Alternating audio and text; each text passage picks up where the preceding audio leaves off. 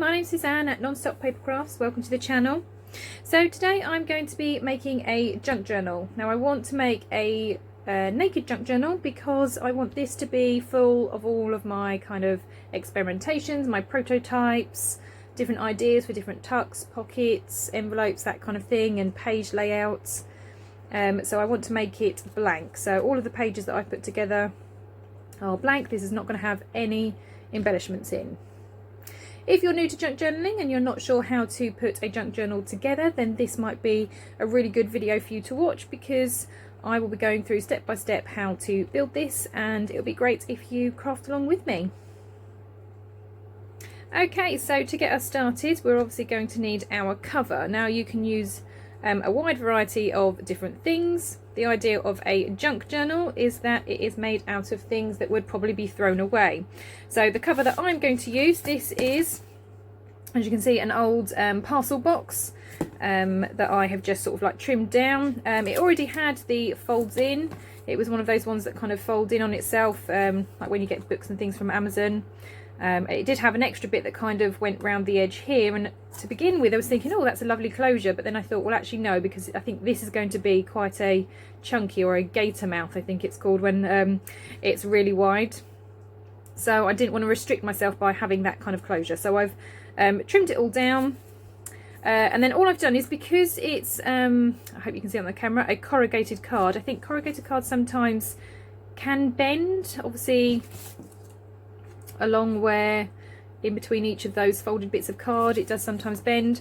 So as you can see, I have just reinforced it. Now all that is a cereal box. Now you don't even have to use the Amazon box. If you're just starting out and you don't have very many craft materials, then a cereal box is absolutely fine. The first journals that I made with a cereal box, so it can be done just with that. If you do want a slightly thicker cover and you are just using cereal boxes, then just kind of stack layers, so glue them together, so you've then got a thicker cover.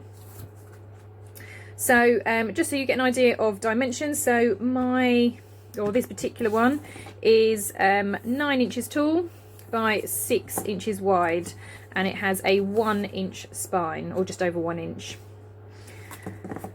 So it's not massive, but it's enough. So if I had an A4 piece of paper, which is what I've got here, and I folded it in half, it fits nicely within. So I have got a slight gap at the top and a slight gap at the bottom, but that's fine, because obviously if I do have things kind of sticking out, it's got room to do that without it obviously getting bent and crushed. Now you have many options when it comes to covering your journal cover. So in the past I have used fabrics. So if you have, again, if you're just starting out, if you have a rummage through your house, your wardrobe, if you've got an old t-shirt, an old dress, or even a pair of trousers, I've seen some stunning, I haven't done it yet, but I have got some denim put away. But if you have any denim, you can make a beautiful cover, and I've seen people use like the jean pocket as a pocket as well, which I really want to try, so that's probably going to be one of my next journals after this one. Yeah, so you can use different kinds of fabric to cover this. In the past I've also used just copy paper. So when, like I said, when I was first starting out, I just used copy paper, and just obviously stuck it over the front, the spine and the back. Stick that on. If you're any good at sewing and you have a sewing machine, once you've kind of stuck your cover on, you can also sew around the edges just to kind of make sure that it kind of stays in place. That's an option. Or another thing, which is what I'm going to do today, you could use different wallpapers.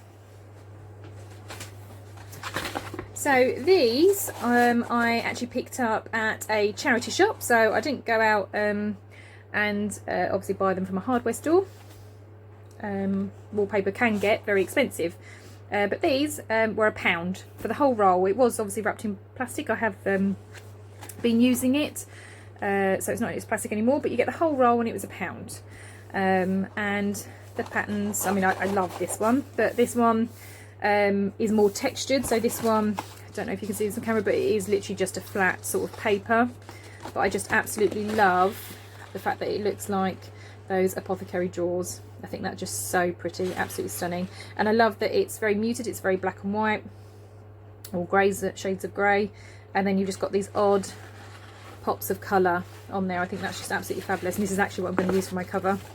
But this one I made a gift for my mother for Christmas, actually. Made a little wallet for her with sort of expandable pockets inside, but this is a textured wallpaper, so it is quite thick and it has a lovely sort of texture and a bit of glitter on the front as well. So yeah, wallpaper is an option. Like I said, it is sturdier obviously than copy paper, so it does make a really good cover. So as I said, this is the one that I'm going to use for my cover. I absolutely love it. I love all the little drawers on there, and like I said, I like the little pops of colour as well. So I think this is going to make a really lovely cover. So I have started trimming it down, but just to kind of show you how it's done. So you have to open up your cover flat once you've got that bit sort of organised, and then you just want to kind of have about 1 inch around the edges. So I've already trimmed around most of it. I've just got this little bit here to do. So all I do is and I haven't measured this, it's literally just eyeballing it. So where that mark is, I'm going to roughly fold and then just cut up the side.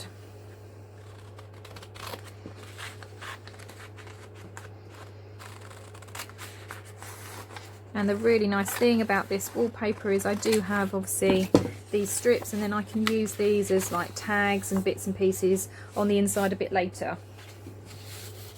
So here is my cover so far. So just want to make sure that I'm happy with the orientation, make sure it's the right way up, because you don't obviously want to be sticking it the wrong way.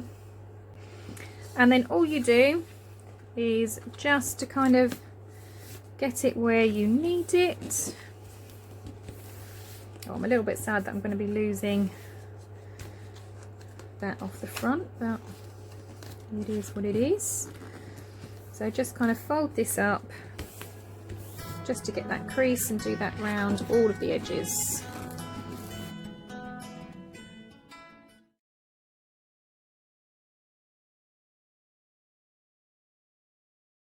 Right, okay, so now that I've put my folds in, there are a couple of choices that you have.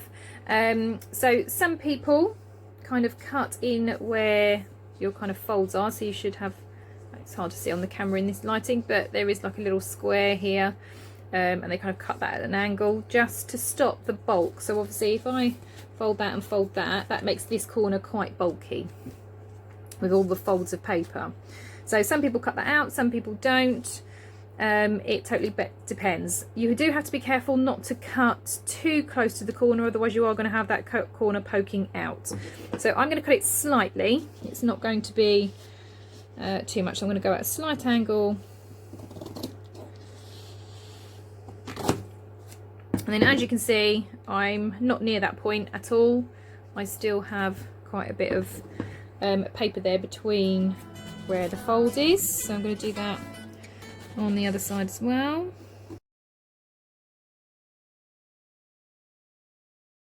And like I say, this is personal preference. Not everybody does this. I've seen people do it different ways. It's just, I think it depends on your paper. It is like the biggest thing. If you've got something very bulky, and wallpaper, like I say, is thicker than copy paper, so you may need to sort of trim it just to sort of help. So again, just checking everything's the right way up. Okay, so now we're going to start sticking it down. So you have choices of different glues. So in the past I've used a variety of different things. I have used double-sided sticky tape. I know some people don't recommend double-sided tape that I've seen, but then I think it depends where you live. A lot of people that have said that double-sided sticky tape doesn't work, they work in they live in very humid and hot areas, so it starts to lose its tack and it loses its stick and it starts peeling away. I live in the UK, which well, I think we're renowned for our wet and drizzly weather, and actually, true to form, it is wet and drizzly today. So yeah, we don't have the problem of the humidity here. So I found double-sided sticky tape has worked absolutely fine for me. Lots of people use normally a white glue, so this is just a Tesco one, so it's one from a local store. I have used Poundland one even, and it's fine for things like this, so paper onto either paper again or onto card. I also use, depending on what needs to be stuck, this is a high tack. It's meant for fabrics, but it's again really good if you need something that you know needs to be secure. This is a really good glue to use. You can also use Fabri-Tac. This is obviously just a cheaper version of that kind of thing, so you can use Fabri-Tac. There's also a 3-in-1, which is pretty much what Fabri-Tac is, but again will stick most things. It's high tack and fast drying, so you haven't got to sit here and wait for things to dry. So that's another option. One thing I would recommend, obviously if you are starting out, I realise you may not have lots of craft supplies, but using a glue stick I wouldn't advise for sticking down things like this, because it's just not going to adhere very well. It may glue down temporarily, but you will certainly find, I think, that after a little while it will start peeling away. So I wouldn't recommend something like a glue stick, not for this. Okay, so let's get this cover stuck down. So I am going to use for this the Fabri-Tac, only because it is the front cover and I obviously do need it stuck down, and I really love that it's a nice fine nozzle. That always helps.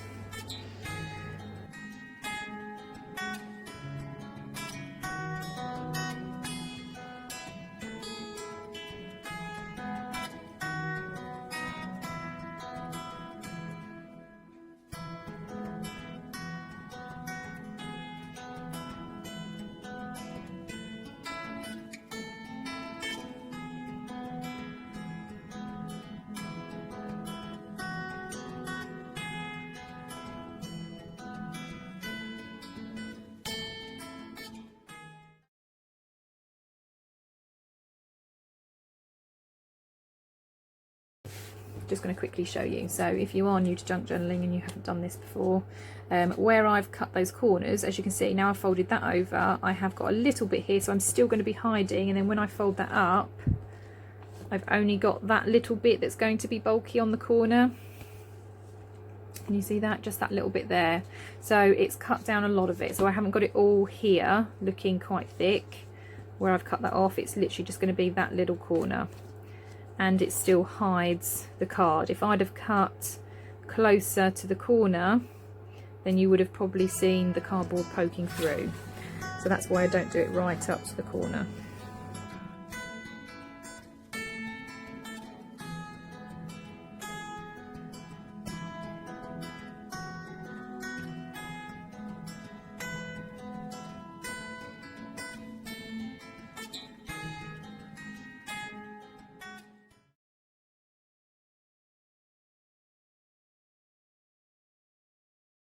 So there's my front, my spine, and my back.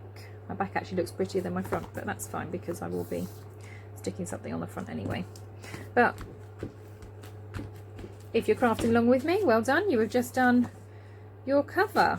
So that was pretty straightforward. It doesn't matter that these edges aren't particularly even, because we will be covering up those bits anyway. Okay, so now onto the inside cover. So I've been toying with a couple of ideas. So originally I thought, oh, I'll just have white in there, but I wasn't sure if that was too white. And then I was thinking of this, it's like a patterned, oh my goodness, what's it called? Duct tape, that's the one. Patterned duct tape, and I thought that can go down the middle. I wasn't sure if that was too white, so I went digging. Now I was very lucky to find in our charity shop The Edwardian Lady, and this is a book all about Edith Holden. Now I know that you can get other ones, so you can get like the diaries that she'd written, and all of the images that she did about different wildlife and plants and things. This isn't that. As I said, this is about her and her life, so it's got all of her backstory. I mean, the book was absolutely falling apart, so I have managed to pull the pages out just so I can kind of save them, but you can see it may not show up very well on the camera, but they are like all like aged along the top, and they are like slightly discoloured and stuff, but yeah, the book was absolutely falling apart, so I've kind of removed the pages from the actual book.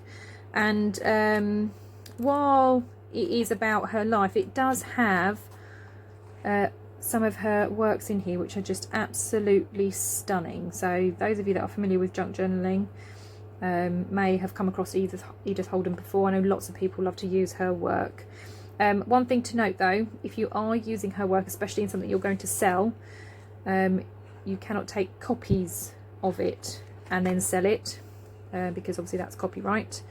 You have to use the actual physical pages. Now, because this is my personal one, I'm not intending to sell this.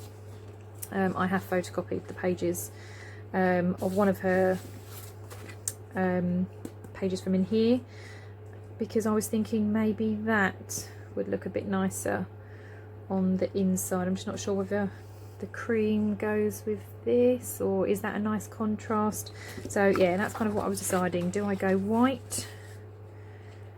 That just looks very white to me, and I know that when it kind of starts getting filled up, I'll probably have pockets and things to cover that, but I think I might go with the Edith Holden. And then my next decision is, do I still use this tape? I think I will still use this tape. So okay, I'm going to put those to the side because I'm going to use the tape first.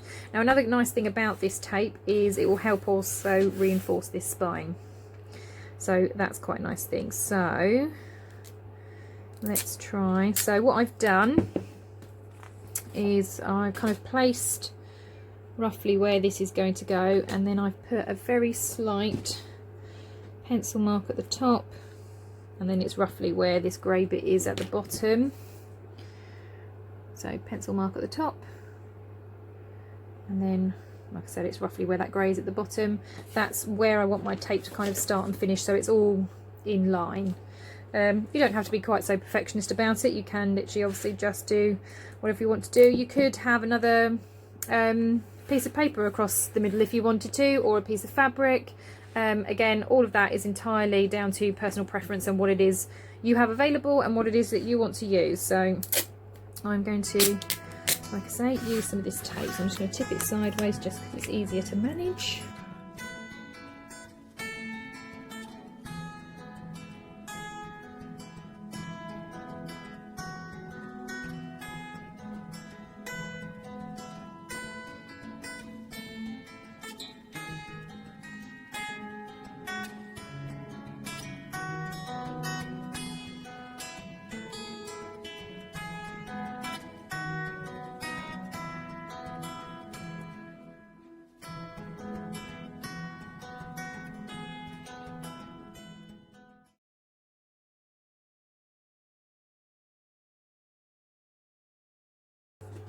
There we go. I've still got the bit for my spine, so it still folds nicely. Right, brilliant. Okay, so that's that down. Let's get rid of that. Right, so now for the Edith Holden pages. So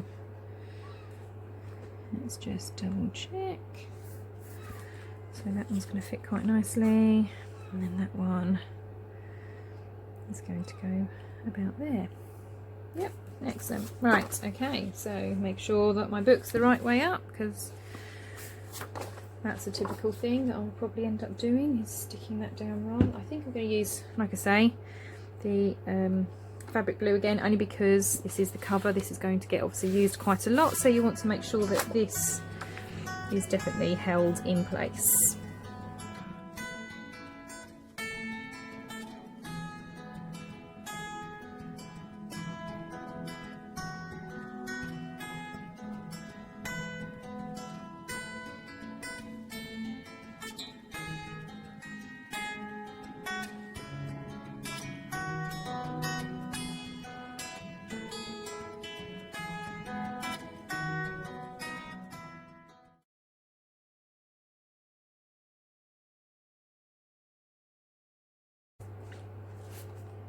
So the next part of getting a junk journal ready is setting out the signatures. So a signature, if you're new to junk journaling, is basically a collection of papers.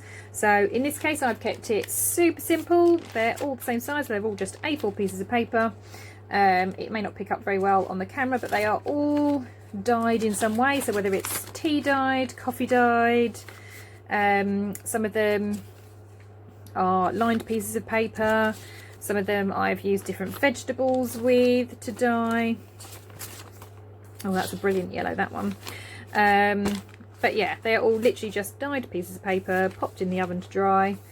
And that's it. So it's just regular copy paper, or like I say, it's lined paper from a lined paper pad. So again, stuff that I have at home. I haven't gone out to buy special papers or anything. And then all I've done is gathered them together. There's 10 together here. So I've got 10 pages. It's literally folded in half. That's one signature. Okay.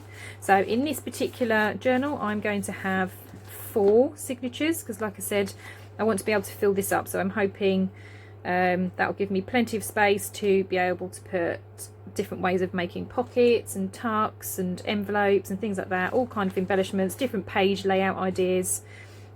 For journals, so I wanted plenty of space for that. So I've got 4. These will fit nicely in here. So I know there's a massive gap because obviously at the moment they're sitting down the bottom. They won't be sitting down the bottom. I'll have them slightly higher, but they fit nicely here. They're not sticking out. There's a little bit of space at the top. There's a little bit of space at the bottom. But there's room to grow, so obviously as this expands it can do that with this kind of cover. See, if I'd have had one that had a closure so that it folded round, which the box that I made this out of, the Amazon box, was one of those that did have that, and originally I was kind of toying with that idea. If I'd have kept that, then I would have been very limited, and I probably would have only been able to go with this kind of thickness, or maybe only used 2 or 3 signatures rather than having 4. But like I said, I wanted plenty of space because I knew that I would be filling this up with all of those different ideas. Now, because I am going to be playing about with this, and like I said, this is going to be a journal where I have my different prototypes and things in, I want to be able to kind of remove pages, put new pages in, because yeah, sometimes it's just easier to work with a flat page rather than having it in here. So I am not going to be sewing these signatures in. If you want to see how to sew signatures in, you can check out my other video, which I'll put the link in the description below. But for this one I'm not sewing in. So let me show you then how we're going to attach the signatures to this cover. Okay, so for the binding, as I said, I will not be sewing these signatures in. There is a video for you to see how that's done if that's what you wish to do.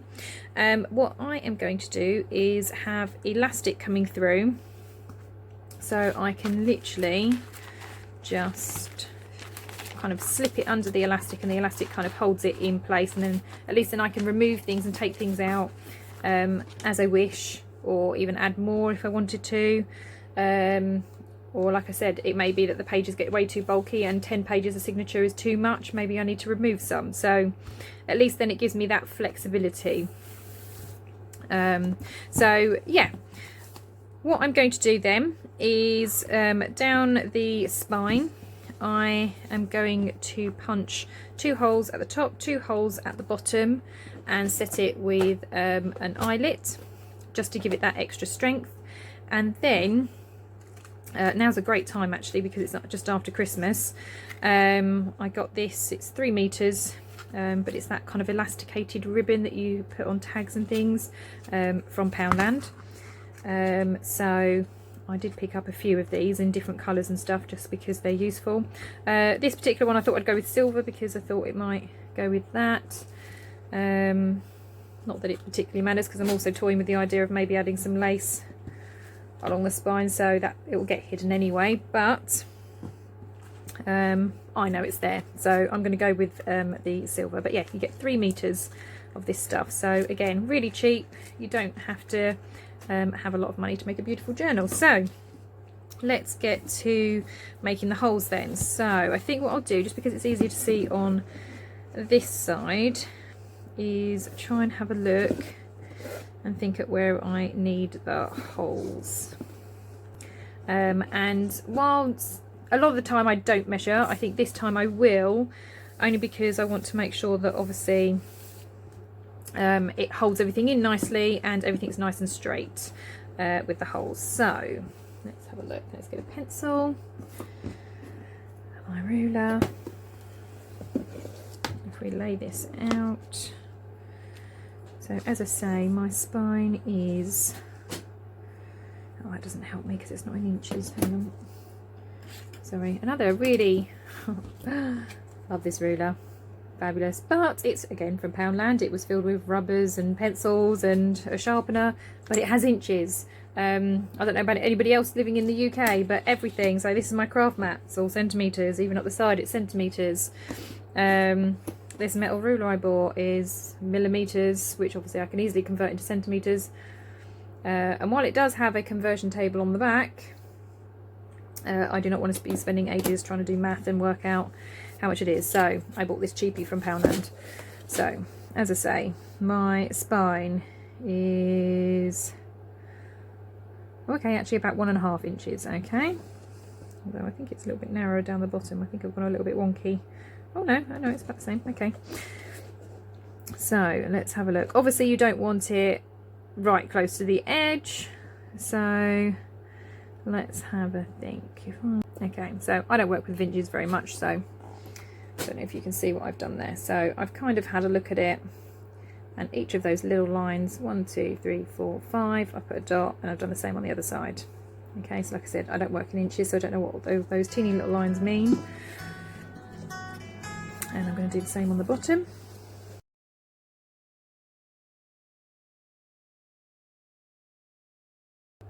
Okay, the next thing I need to work out is how far my pages go down. So again, I know I'm doing this on the outside, but it just gives me an idea. So actually where I've put those dots is roughly where the top of the page is, and the same for that one, so I've not done too bad with that. But again, because I'm me, let's just check that they're roughly, this bit doesn't matter if it's centimetres, so it's roughly 1 centimetre away from the top, and oh look at that, roughly 1 centimetre away from the top. So again, you don't want it too near the edge, because obviously you want to make this as strong as possible. So now that I've got those little markers, I now need to make my hole. So there again are a few ways you can do this.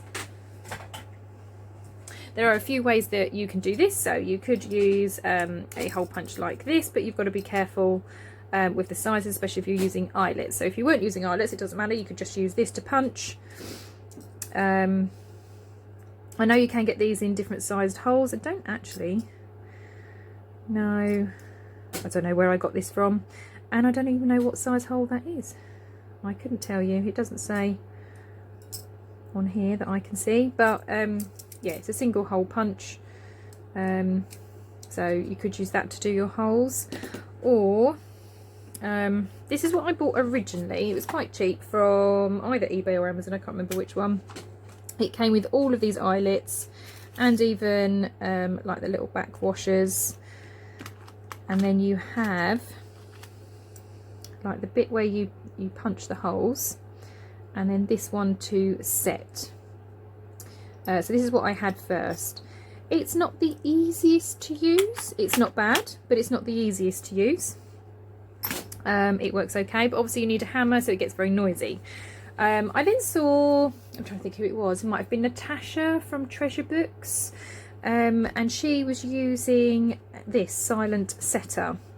Now, as per usual, all of these amazing fantastic tools like the Big Bite and all of the memory keeper stuff aren't really sold very much in the UK. They're very difficult to get hold of. I mean, you can have them shipped in, but then obviously I'm paying 3 times the price of what somebody who lives in America pays, because I have to pay for all of the shipping and things like that. But somebody had obviously done all the hard work for me, and then I found this really cheap on eBay. So I managed to get my hands on one for, well, a fraction of what it would cost to buy anyway, regardless of shipping.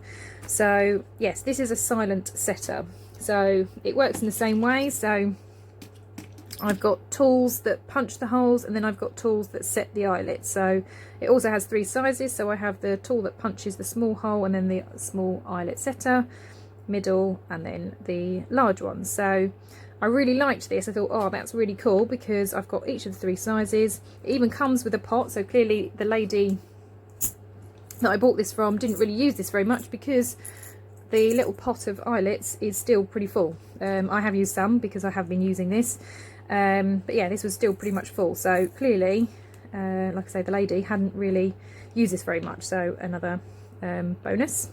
But I think it works quite well. You've got to have a little bit of force behind it to get it, because it's like a push and a screw action. But yeah, I will show you. So first of all, we obviously want to make our holes. So I'm going to put this mat underneath. We'll start at the bottom. What size eyelets do I need? I think I'm going to go with that size. So that's my middle. So this is like magnetized, so it does kind of like stay in, which is lovely. And then all you do is find where I've marked, and then it is a push and a twist. So like I said, you do need some force behind it. Oh, but it does. Oh, it may not have gone through because of my tape. I didn't think of that, did I? Right, let's try and go the other way. So now that I've got a mark and I can see where it is, let's try going the other way.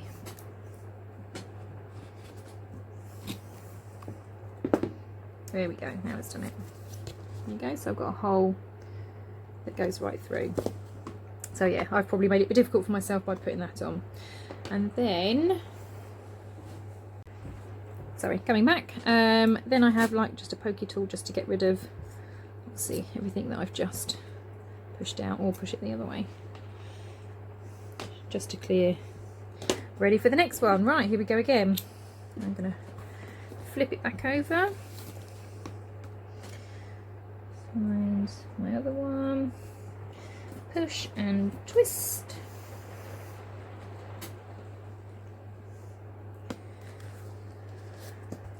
Oh, I had more success that time. That time it went all the way through. Excellent.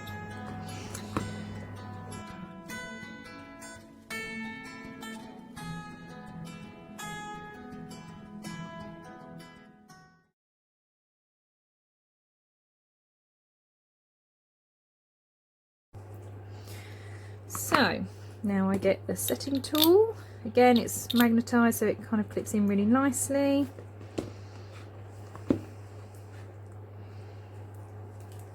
Right, so this one. So what we do is pop these in. Let's do the bottoms first. Right, so all we do is pop them in, flip it over,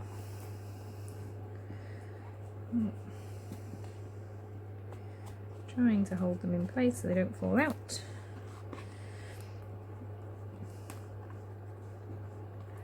I'm just pushing my tape down slightly just so that I can feel the edge of the eyelet coming through, because I want to obviously make sure that it closes over the tape. And then all you do is again push and twist.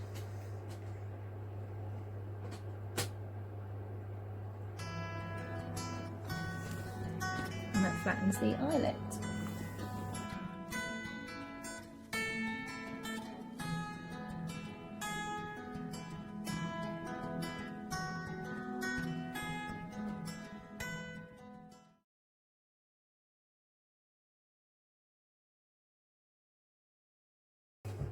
There we go.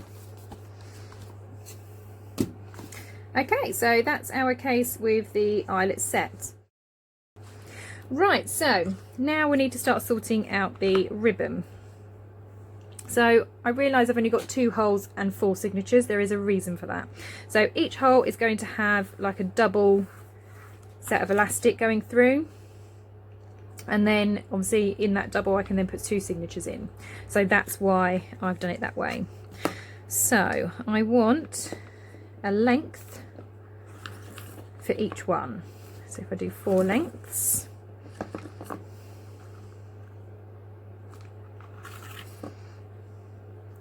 that's it, and then cut it off.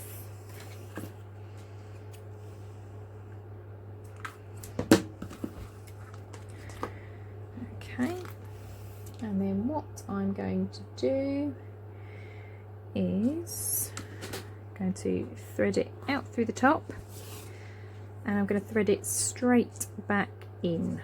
So it's going to come straight back in. Okay, I'm going to do the same down the bottom. So out and then in. So now on the back you should literally just see 2 hoops.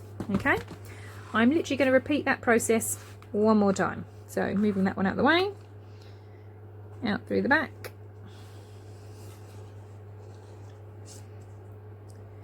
and in through the second hole,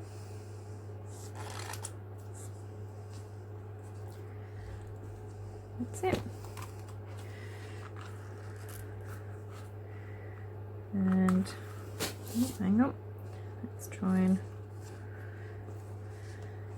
get some elastic going. And then I'm going to do the same again down the bottom. Okay, so just following the same process. So in through the bottom, or out through the bottom, sorry, then back through, and then now you've got 2 hoops, one at the top, one at the bottom. Okay, and then inside I've now got 4 pieces of elastic. Obviously this last one now needs to be tied, so all I'm going to do is just try and stretch these strings a little bit so that it's a little bit more taut. I kind of want that one in the middle. So again, this is me just fussing. You certainly do not have to be this silly with it, but I want the tie to be more in the middle. So all I'm going to do is do a knot in the middle. Okay, and now I have my 2 pieces of elastic. So in theory, hopefully, I should have 1 elastic where I can put 1 signature. Okay, I've then got my second elastic where I can tuck in my next signature.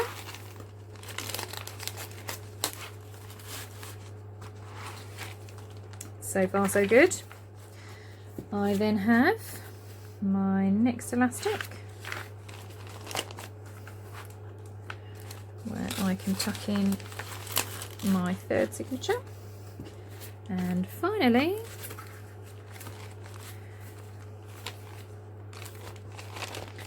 I have my last signature that slips in. There we go, and that is our journal all put together. Okay, so they're all nicely in there, they're not falling out, they're not shuffling about too much. Obviously if you find that, you know, it's either too loose, too baggy, all you need to do is just tighten that elastic. So you just come back to the last one, just tighten them up, obviously make your knot a little bit closer, and yeah, and obviously if, as elastic does, it loses elasticity over time, then I can just replace it. Okay, so that's not a big issue for me, that doesn't bother me. Now I'm still toying with the idea, do I put lace along the spine just to add some decoration? I don't know. I think I might just leave it as it is for now. If I decide to decorate it later, I can show you in a future video. But that in essence is a journal done. All of this has been done really cheap, so I've used Amazon packaging board for the cover, sorry. Just reinforced slightly with a cereal box. It's been covered with a wallpaper that I got from a charity shop, so very inexpensive. And then obviously it's just dyed papers, some of my dyed papers on the inside. Okay, well, I really hope that you found this useful and that you will have a go at making your own journal. Like I said, it doesn't have to be an elasticated one. You may want to sew in your signatures. That's absolutely fine. If you did find this useful, I would appreciate a like. If you want to see more videos or see how I start filling this up, because like I said, I want to start putting all of the prototypes that I make in the videos that I do and adding them to a journal. If you want to kind of see how this then gets filled up, then please subscribe, click the bell as well, so obviously you're notified for any new videos that I do. And yeah, I hope you've enjoyed working with the paper as much as I have. Thank you very much for watching. You can also find me on social media. The links will be in the description below. And I hope you have a wonderful crafty day. Thank you very much. Bye bye.